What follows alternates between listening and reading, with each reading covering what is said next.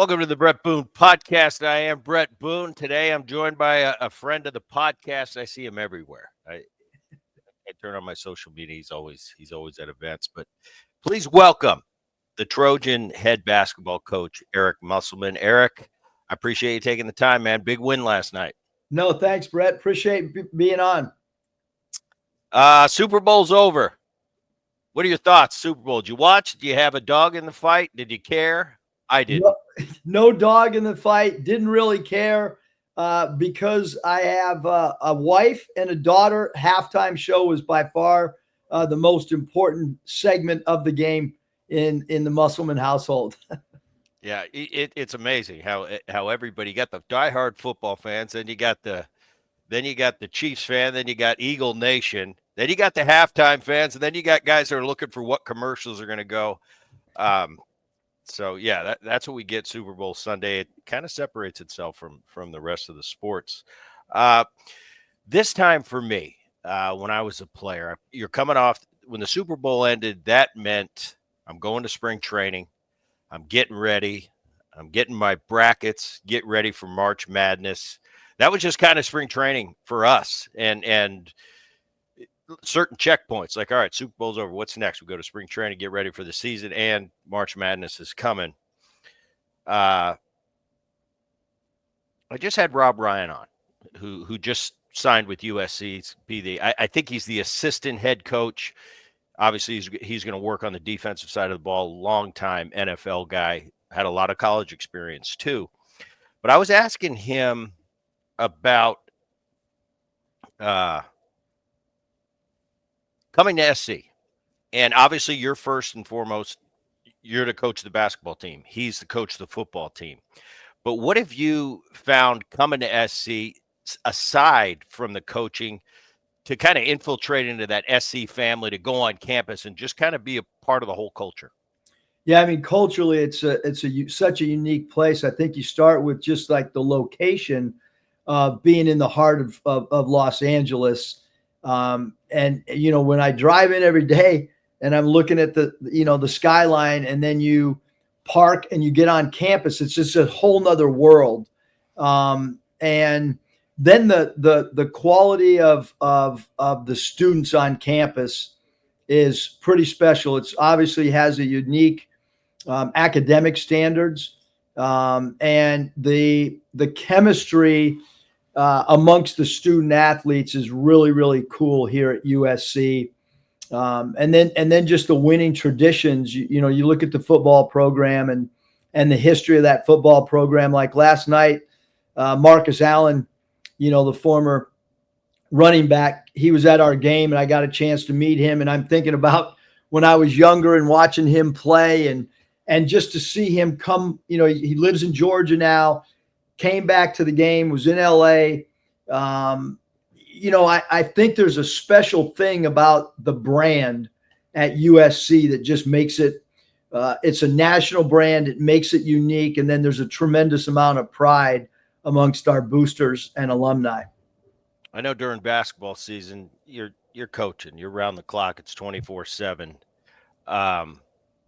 But do you have a chance when you have downtime, when the basketball season's not in season, do you go see the other sports? I mean, I think SC football, yeah, everybody goes to the football games. But I mean, do you get to a baseball game on occasion, and vice versa? Andy Stankiewicz, head coach of the baseball team, does he get out to a Trojan basketball game? Does Lincoln Riley ever come over to a basketball game? Yeah, so Lincoln, Coach Riley was at our last our last home game prior to last night when we played Michigan State.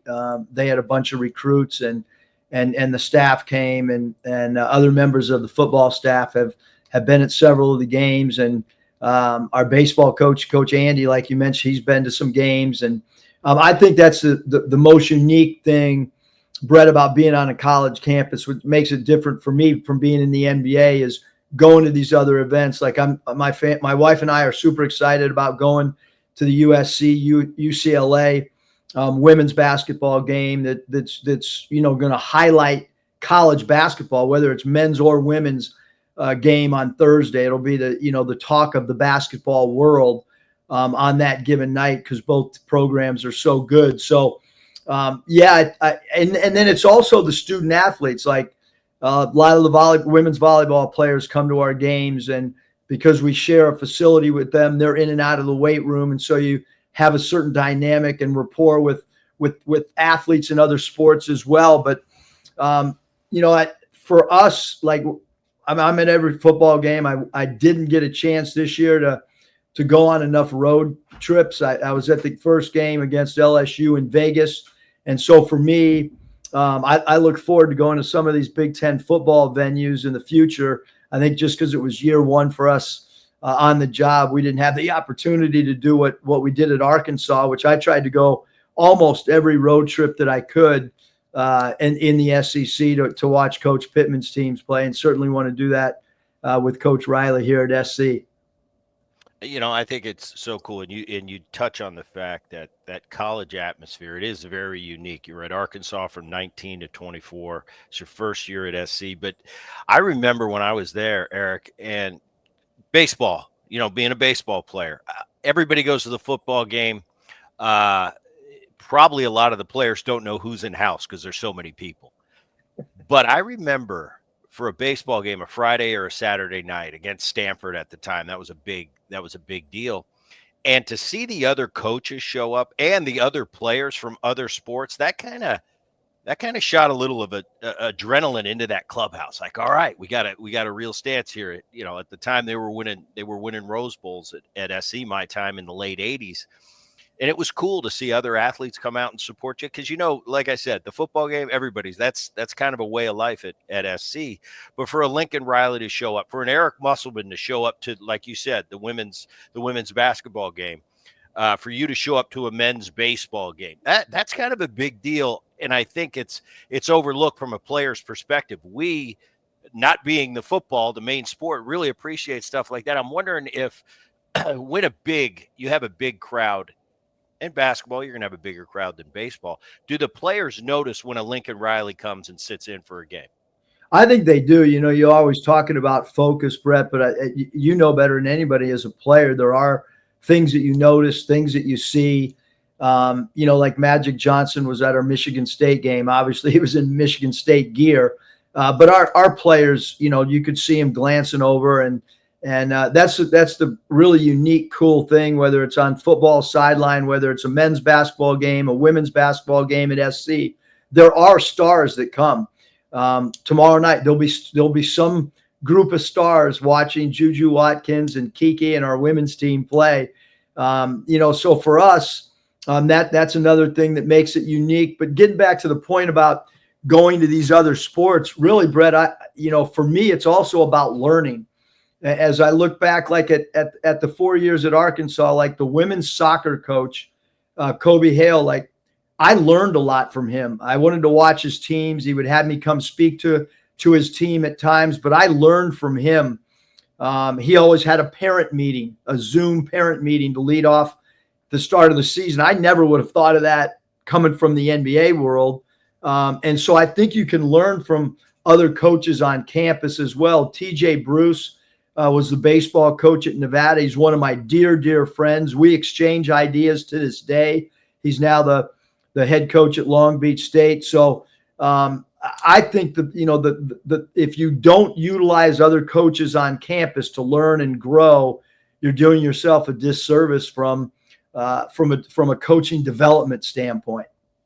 That I always talk about, and that is unique to the college experience, is having those other coaches on campus too, like you said, learn from it, just experience it. I always thought as a player, especially as a kid, and there's a lot of talk about the young kids today, and are they pushed too much into one sport. I always thought being well-rounded, and it was a different time when I was growing up, when you were growing up, but I thought taking a break from baseball and playing football and playing basketball, it doesn't mean I thought I was going to go to the NBA one day or the NFL. It's just I think I learned a lot from playing the other sports, being around the other sports. Football taught me a little bit more about basketball. Basketball taught me, I can use this trait and apply it to my baseball life.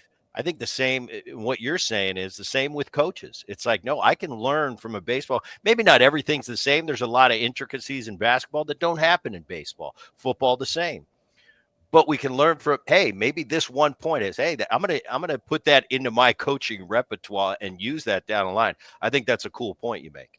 Yeah, no, and I mean, we took the staff over to watch one of Lincoln Riley's practices, and they had 5 quarterbacks all in a row throwing different pass patterns, and we took that in and now have added that same type thought process into one of our shooting drills. We actually call it Lincoln Riley shooting drill, but like we've tried to structure much of our basketball practices similar to what we've seen NFL teams do, from positional grouping of technique, and doing parts and then adding the whole. So a lot of our practices, like late game situations where you watch an NFL team do the red zone stuff, the way that they practice, we've tried to kind of do that same type thing in our late game, last 5 minute of game segments, or need a bucket play. To try to structure kind of what we've seen NFL teams do in practice situations. Very cool. What are the biggest differences? You've been out on the West Coast before. You spent time at Arizona State. Life in the SEC versus life in the Big Ten, and how much does it matter from a recruiting standpoint? And is it more about the school or the conference? I know that's 3-tiered, but I got it all in right there. Yeah, I think when you just the recruiting aspect, like at Arkansas, we had to make a decision. How are we going to recruit? I think each coach of any sport's got to figure out what are they going to do? And our thought process was to recruit the state of Arkansas really hard. And then to really dive into Texas, mainly Dallas. And we were able to do that with 2 one-and-done players in Jordan Walsh and Anthony Black. And then we were able to get Nick Smith out of the state of Arkansas, and Moses Moody, and those guys were one-and-dones. So that was kind of our recruiting niche, at Arkansas, and certainly being in the SEC. When I first got there, the SEC was on the uprise.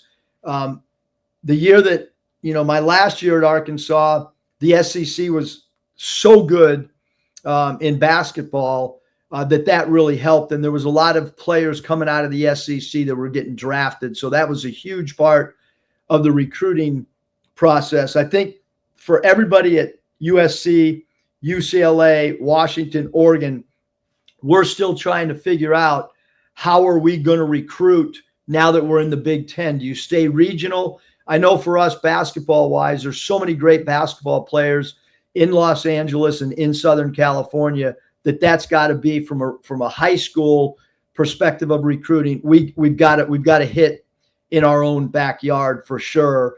And then, how much time do you want to spend recruiting outside your area if you have so many great players locally? And so for us, the Los Angeles market, Southern California, is what we want to do. But the USC brand, when you pick up and call a kid in Florida, they know the USC Trojans. So that adds to decision-making, and it'll probably help more so in the portal when the recruiting process is much smaller length of time than high school recruiting. Sometimes you recruit nationally, it becomes too difficult to see a player 5-6 times because we're allowed to see a guy 7 times. It's much easier to do that regionally. So I think some players, the conference is super important. I think some players, it's just all about, are they going to stay close to home? Who can watch them play? What's the travel like for their parents? All those become part of decision-making in recruiting, whether it's a portal player that's a transfer or whether it's a high school player. And then, league-wise, I think there's a lot of beauty in the Big Ten now because, it's the only league from a basketball standpoint that plays 7 days a week. You're basically playing all across the country. You're playing in Chicago, which is a big market. Obviously, when you play Northwestern, you got the LA market when teams play UCLA and USC. And Rutgers in a major media market in the East Coast. So there's a lot of really positive things, although, it is a big difference, Brett, the travel that our guys are going through. SEC travel is so easy. It's an hour flight. Now we're doing 2-game road trips as opposed to one in the SEC. And it makes a difference. You got to stay on top of your schoolwork academically because you're away from home, probably twice as much as like an SEC student athlete. So there's a lot of challenges as well. Time management becomes super important. When they made all these changes, and you go from the Stanford and the Arizona classic matchups for years and years to all of a sudden it's Ohio State and Michigan. The one thing for me when they made this vast change in the whole restructuring of and different colleges and different conferences was the travel.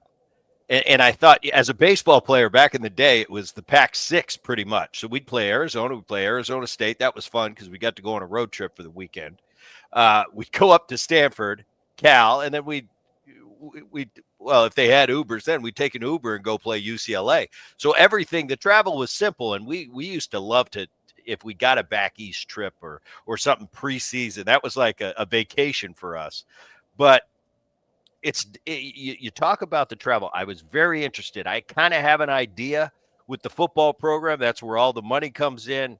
The travel for them is probably different for a Saturday game day versus, but I thought all the other sports, I think of basketball and baseball, and then you go out to the women's basketball, volleyball, swimming. How has that transition been, and how big of an adjustment has it been for not only the coaches on campus, but the kids? Like you said, it's more challenging now from an academic perspective. But how do you travel? I mean, it used to, like I mentioned, it was simple back in the day. Now it's like, no, we're going to the East Coast. And while we're there, we've got to hit several different spots. Yeah, I mean, what we tried to do is we went and met with the LA Rams and asked them how they did, West Coast to East Coast travel. I still have notes from coaching the Warriors my first year. One of our first East Coast trips was Bay Area to Orlando, and I had a 10 a.m. shoot around, and I'll never forget how bad it was because we didn't have enough time to adjust. And as the Rams said, what their studies were telling them is if you travel 3 time zones, it takes you 3 days to catch up. If you travel, 2-hour time change, it takes you 2 days, 1 hour, 1 day. And we feel it's easier to travel east back to the west than it is west to east. It's super hard. As you know, Brett, from playing, it's so hard to go to sleep the first and second night when you're on West Coast time. And if you're used to going to bed at 11 o'clock at night, now that comes, 2 in the morning, it could be before you can get to sleep. We have not gone out 2 days in advance of our first game east. We've gone out the night before. And it's worked out well for us. We're getting ready to go to Rutgers, Maryland. That's the only trip that we're going to go out 2 days in advance. The women's team, when they went to UConn, they went 2 days early. They've been going 2 days early on all of their trips. Obviously, they're playing near flawless basketball, so it's worked out for them going 2 days early. It's worked out pretty well for us just going 1 day early. So I think it's just kind of going to be a year or two experimenting, talking to other teams and seeing, what's best. And everybody's coming to LA, it seems, not just 2 days early. Some teams, are coming 3 days early. And I don't blame them. If you're leaving one of these Big Ten colder climates to come out here, you're going to try to get out as early as possible. But I think we're all learning as time goes in this new Big Ten climate. It's always fascinating to me to talk to people from the other sports because, when it came to travel, as I got older in my career, the travel became a little bit of an issue. But for baseball players, and so unique to everybody else because we play 162 games, you get to a point in your brain where it's like you just point your feet where everybody else is going. You get on the plane, you land, you don't know where you are half the time. But these other sports, when you're talking about how do I prepare the best? How do I have my team ready, focused, rested correctly for a game? Like football, they come in to certain cities at a certain time. They're very regimented. We have this is how we do it because it's one game a week in football. And that Sunday, man, it's important. Whereas baseball, it kind of just runs together. And it's like, well, we really don't worry about travel because we're constantly on the plane. And it's like, all right, we get home for 7 days. Then we got a 10-day road trip. And I don't know where we're going. I get on the plane and I land, and it's usually the middle of the night. And we go sleep in a new hotel. We go from there. So it's really interesting to me, the other sports, to talk about the travel, because when you have less games, the games become more important because there's less of them. So for football, that's equal to 7 games for a baseball player. So if you lose, you just had a 7-game losing streak, whereas basketball, it's probably more about half. Yep. So it's always interesting to get the perspective from that. When you're asked, how do you support USC men's basketball? Obvious answer to me would be, hey, go buy a ticket, go buy a season pass. What is your answer to them when that question's posed to you? I think one, just show up to a game. That's it starts with, being in our building, in the Galen Center and watching our team. And then 2, I think, obviously, there's merchandise sales, there's donations to the university, there's name, image, and likeness now donations that happen. So there's a whole litany of things that people can support. But I think, it's important that our coaching staff, it's super, super important that our players, that we're connecting with the students on campus, we're connecting with professors on campus, we're connecting with the student body, and then the alumni boosters, and then trying to create new fans is going to be super important for us as well. When you were sitting down after your time in Arkansas and it was becoming real that you were going to become the USC coach, did you sit down and thought, okay, what are my long-term goals? You've been in the game a long time, like you said, on the NBA side as well as the college game. You've been doing this a long time. So the experience, obviously, you have a lot of experience.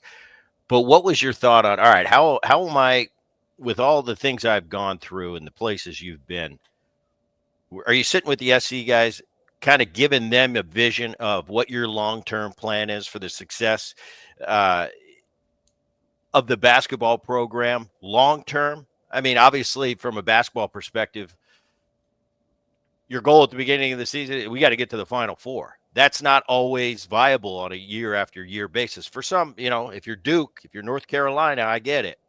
But what's the key to putting yourself in position year after year to have a chance of success, to get into that tournament, to get to the Sweet 16? Yeah, I think during the interview process, it's always, I look back at interviews in the NBA, and it's always general manager, owner, relationship, vision that they have, and then the vision that you have. And then in college, it's really the athletic director. And so when I met with Jen Cohen, the more we talked, the more excited I became. Arkansas, Bret, in the basketball world is an unbelievable job. I mean, if you're winning in Fayetteville, Arkansas, you're going to get 20,000 fans. If you promote it and you're out in the community, you're going to sell out every single night. And so we understood that was a unbelievable basketball job. But then, to the beginning of your question, like my vision, what I'm looking at and how to recruit, I felt like growing up in San Diego, coaching the Warriors, coaching the Sacramento Kings, coaching the Lakers Development League team in the NBA G League, all those things pointed to connections, ability to recruit the state of California, long-term relationships that I've had. Maybe at Arkansas, I went in there and basically knew nobody in the state. So it was a huge challenge. I do think that based on relationships, this transition was a lot easier in many ways than the Arkansas transition.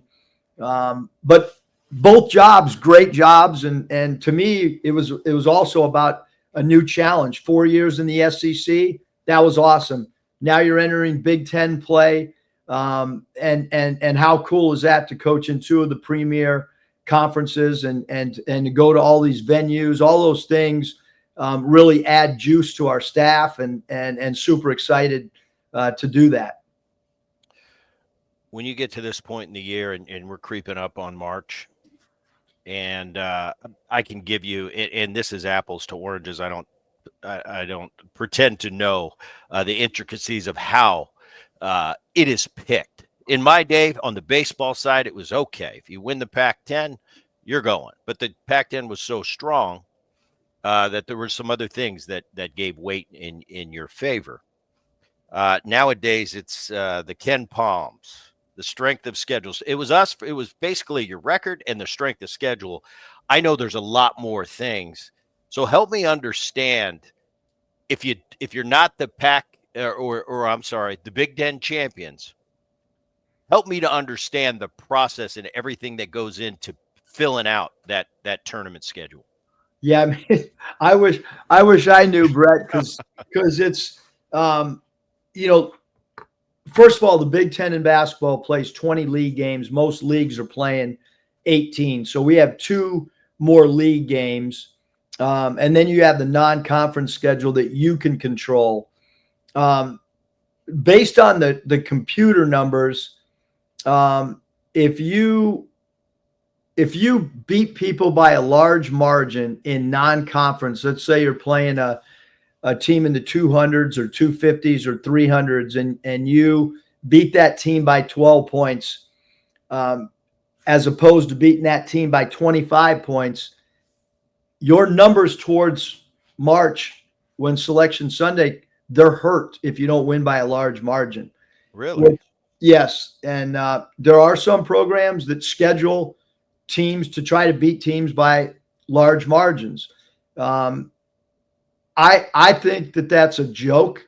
I think we're college basketball. We have freshmen on our rosters. We have players. You have 13 scholarship players. This should be about development. It's college, and if you're worried about trying to beat a team, by more than 12 or 13, to try to help your computer numbers, that's the reality of where it is right now on how they can select the at-large teams. Obviously, if you win your conference, you're automatically in, but then there's a certain number of at-large bids that becomes part of the process. So, like for us, we were struggling to figure out our identity non-conference. So we lost 2 games in Palm Springs in a neutral site. That has hurt our numbers all the way back to Thanksgiving time. It's still kind of hurting us to this day, the way that we played then. But I just wish that there was a way that, was a little bit more definitive in the selection process. But we've also been on the other end of it, Brett, where we've gotten a really good seed based on having a super talented team that was able to punish people in non-conference, and then you get a favorable seeding. But for us right now, and for a lot of teams, there's a whole group of us that are kind of on the bubble. And any win can really help you, and any loss can really hurt you. And so it's really hard to get into that tournament. I guess I didn't understand that until last year when we did not have a NCAA tournament team at Arkansas. It was kind of the first time. We went 3 straight years at Nevada. We went 3 straight years at Arkansas, and then last year was the first time, other than in year 1, that we didn't make it. And that made me appreciate just getting into the tournament much more. I think I took it for granted getting into that thing, and now I have a different appreciation for it once you don't get in.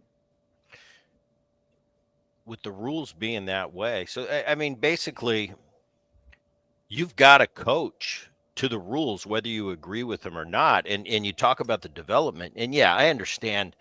Uh, And what's so much different, if you're a big time sport, if you're a Division I basketball team or a Division I football team, yeah, it's all about development. At the same time, that institution expects you to win. Whereas you take the baseball side of things, the minor leagues, I was talking to Rob Ryan about this. I said it's different when you're an SC football coach. Yeah, you're developing these players. Some of these players are going to go on to the NFL, but at the same time, they expect you at SC to win games. So it's almost, they treat it like an NBA team or a Major League Baseball team or an NFL team. Win, baby. That's all that matters. You go over to the baseball side, the minor leagues, of course you want to win at every level. Who doesn't want to win? But that's not the main goal. The main goal is develop players, especially in A ball. Hey, there might be one guy on that A ball team that's going to be a big leaguer one day. We got to develop him the best way we can. And if we lose a game, but it benefits him, nobody cares, because it's all about winning at the major league base at the top.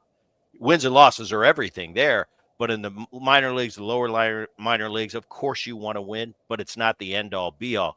You talk about how it punishes you for not boat racing another team when it comes to the decisions to make out those tournament teams. That kind of, I don't know, as a coach, because you really don't believe in it. You're getting to a point where, okay, we could run it up on these guys right now, but I got a couple freshmen. I'd love to get some minutes on that court and learn, because I'm going to need them next year. With this current scenario, it's like I can't. I've got to rub their face in it and score as much as we can. That would be tough for me as a coach when I'm here to develop. Yeah, I want to win, of course, but I also want to develop when I can. And now your hands are kind of tied because of the current rules. Yeah, no, it's obviously a dilemma, and we won by 25, last night against Penn Mm-hmm. State, and I would have loved to have gotten like the walk-ons in. Like those guys are busting, in practice. They're a huge part of our program. They're a huge part of what we are, and that even makes it more difficult. When you're thinking about Selection Sunday, it changes your thought process to some degree, and having coached in the NBA G League, just like what you mentioned, Brett, in single A ball or double A ball, that's all you're doing as a coach. And like we prided ourselves on the development piece. Like, how do you become the best development coach to get your player, to earn more money or for his game to grow? And so right now, you got to sprinkle them into the game, hope that they play well. If it's a guy searching for minutes, it could be an upperclassman even that's a ninth or 10th man and trying to, and if you don't get game reps, it becomes, much more difficult to move your way up in the rotation. And then you've got to have competitive practices to try to help offset, the way that it currently set up. I just got one more and I'll let you get out of here. But I always thought about this. You coach in the NBA. When you're in the NBA, yeah, it's all about wins and losses. That's all anybody cares about. The developmental stage, we're always still developing. We're developing in the big leagues. But the line is, no, you're a developed player. Now it's time to go out. A lot of guys, especially in today's game, they get to the big leagues so early. They're not polished big league players. They're kind of rushed. When you get a college player to come to the University of Southern California, they're going to get to play for Eric Musselman. And a lot of guys are very happy to get a chance to play under your tutelage. How much do you look at the incoming class and the guys you have as, not only I want to teach these guys everything I know from a basketball perspective, but from a life perspective, going from being a young man to a man? I remember when my kids were getting ready to go to college, and I laughed because they would always talk about, well, here the coach is this. I said, listen, I want a coach that's going to turn my young man into a real man. He's away from me. He's on the opposite end of the country. He's on the East Coast. Uh, I want he's going to figure out the baseball ins and outs. Trial and error does that a lot in the game of baseball. But I want somebody that I trust to when he comes into his office, he's going to give him life advice that maybe dad's not there right now to do. How much do you incorporate that in the way you coach? And what is kind of the percentages? Developing great basketball players, and some are going to go on and go to the NBA, but more importantly, developing great kids to go on in the real game of life. Yeah, I mean, I think that really the greatest thing of any sport. You talked earlier in the podcast, Brett, about playing multiple sports. You know, you're a 7th or 8th grader and you're playing football, baseball, basketball, depending on the season. You're getting to be around all these different coaches and different teammates, and you interact. So there's that whole aspect of a college student. That, you know, there's the part of moving out of your house with your with your parents, and there's that adjustment. There's the adjustment of learning people that are in your classroom. There's the social aspect of life away from the basketball practice or the basketball games. There's your, film study with guys. But what we look, there's probably only going to be 1 or 2 guys that play in the NBA for a career on a given basketball team. And that would be a lot for many college basketball teams. But you do prepare them for life after sport, being on time, understanding discipline, understanding accountability, understanding how to work within the framework of teammates. When you have a 9-to-5 job, you got to be a good teammate. You got to understand roles. You got to accept roles. You've got to be coachable, all those things. We have a thing before many practices called Voices and Choices, which is that, talking about life lessons, talking about things outside our sport. And then we have a sign-up sheet. We call it a daily sign-up sheet, where we want every player to come in every single day, sign up, put his name. It's right outside my office, and then go into every coach's office and say hello, good morning, could be good evening, could be good afternoon. And then we're able to talk about things outside of the sport. And it's really interesting. We got some guys that are hitting on 100% coming in here every day. Those are the players we have the best relationships with and get to talk about things that are much more impactful than just the sport of basketball. Then we have other guys that we've got to try to encourage them and pull them in to say, hey, guys, this is about more than basketball. But that's been a way for us to talk about academic, social aspects, what you want to do when basketball stops. That's been a big, important factor that we found, because really what you want is you want a player that 5, 10, 15 years, he's still calling you for advice. He's still telling you about things that are going on in his life outside of your own sport. That's got to be cool, and it's got to be very rewarding at all the work you've done. I mean, now you've got men out there that you coached when they were kids, and all of a sudden they got 4 kids of their own. It's got to be rewarding. Aside from the guys that make it to the NBA and have a career in the NBA, you're always going to be proud of that they came through your program.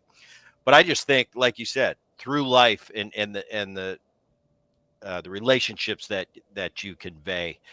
And then all of a sudden you're getting a call, hey, Coach Musselman, and the guy's 40 years old and he's kicking butt in life. That's got to be rewarding to you. That, not that you need the credit for it, but maybe you had a little piece to help guide him through his college years. And now look at him. It's got to be a pretty cool thing, as like a proud papa, actually. No, it's super cool. And I mean, I look back at my college coaches. I had 2, Jim Bravelli and Hank Egan, and the impact that they had, with me is incredible. And I'll tell you, Brett, one of the coolest things that we've had happen here is I think I've had 9 college teammates that have come to one of our games that I played with in, 1984 to 1987 at the University of San Diego. And what I try to do every time one of those teammates come and watch our game or a practice, I have them speak to our team about a relationship that happened in 1987, and they're still coming to support me, and how impactful the locker room and those relationships internally that our own players can have with their teammates. And that's just as important as a relationship that they can have with the coaching staff. And we try to stress that as much as we can. Very cool. Well, Eric Musselman, I appreciate it, man. Best of luck the rest of the way. I got to get out to a game. I got to come watch. Come on, man. I got to. I only go if I get to sit on the floor. You want the wood. You want your feet on the wood, right? I want my feet on the wood. Well, you come to a game, we'll get your feet on the wood. I love it. I would love to come out. Man, it's been a lot of fun. I appreciate it. I love talking to guys like you out of my comfort zone, and I get to learn. So I really appreciate you taking the time today. Best of luck. I will be in contact, and I'm gonna take you up on that. I love it. I'm gonna come watch a game.